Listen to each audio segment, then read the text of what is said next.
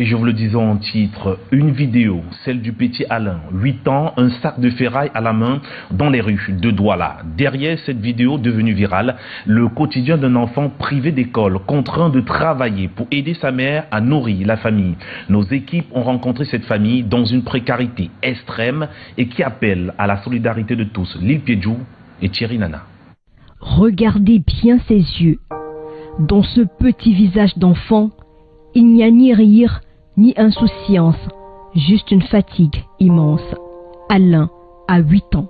Entre ses petites mains, il tient un sac rempli de ferraille. Il ne cherche pas des jouets, il ramasse de l'acier rouillé pour aider sa maman, acheter des couches à sa petite sœur et permettre à sa famille de manger. La vidéo a fait le tour des réseaux sociaux. Pour retrouver cet enfant, nous sommes descendus ce mardi au quartier Yassa dans les ruelles difficiles d'accès de Douala. Sous la pluie, la terre se transforme en boue. Les chemins deviennent impraticables. Et au bout de cette piste, une petite maison apparaît. Une maison qui ressemble davantage à un abri de fortune. Une seule pièce, des planches noircies par l'humidité, des tôles trouées et une structure qui menace de s'effondrer. Ici, chaque pluie est une source d'angoisse. À l'intérieur, Catherine, la maman, veille sur ses enfants. Dans ses bras, un bébé de 3 semaines à peine. Autour d'elle, 3 autres enfants.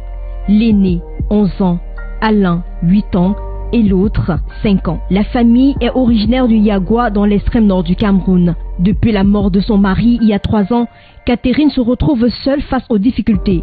10 mois de loyer impayé. Une famille qui survit grâce à la compassion du propriétaire et de quelques proches. Je supporte la dame seulement, compte tenu qu'elle est veuve, et beaucoup plus à cause des enfants. Elle a 10 mois d'arrêt. Alain et son grand frère ont dû abandonner les classes il y a 3 ans. Le plus jeune, lui, n'a jamais eu la possibilité d'y entrer. 3 ans aujourd'hui, son père a décidé, ils ont seulement arrêté l'école. Et puis, il y a Alain. À seulement 8 ans, cet enfant a déjà compris ce que signifie porter sa famille sur ses épaules. Lorsqu'il voit sa mère démunie, il sort chercher de la ferraille. Il marche, fouille la terre, récupère les morceaux de métal abandonnés et les revend pour quelques pièces. Quelques pièces qui peuvent décider du repas du soir. Quelques pièces qui permettent parfois d'acheter les couches de sa petite sœur. Moi, parfois, elle paye la couche du bébé. Si elle veut que je passe chercher, elle fait pas, elle cherche. Elle dit que je paye la pas d'argent de paye. À 8 ans, Alain devrait avoir un cartable sur le dos, pas un sac de ferraille entre les mains. Il devrait être à l'école, apprendre à lire, jouer avec les autres enfants et rêver à son avenir. Mais la pauvreté l'a poussé dans la rue avec des responsabilités bien trop lourdes pour son âge.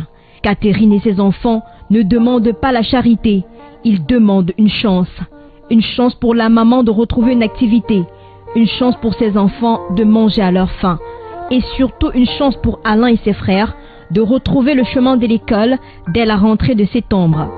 Parce qu'à 8 ans, la seule charge qu'un enfant devrait porter, c'est son cartable d'école. Aidons Alain et sa famille à retrouver l'espoir.